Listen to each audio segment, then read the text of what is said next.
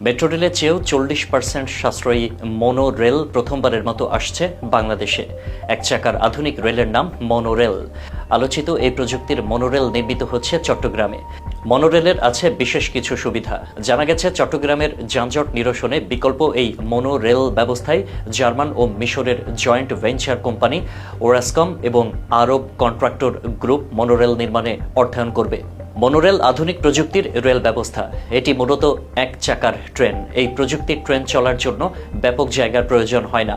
Monorail ব্যবস্থায় ছোট ট্রেনগুলো সাধারণত মাটি থেকে উঁচুতে অবস্থিত একটি একক রেলপথ ধরে চলাচল করে।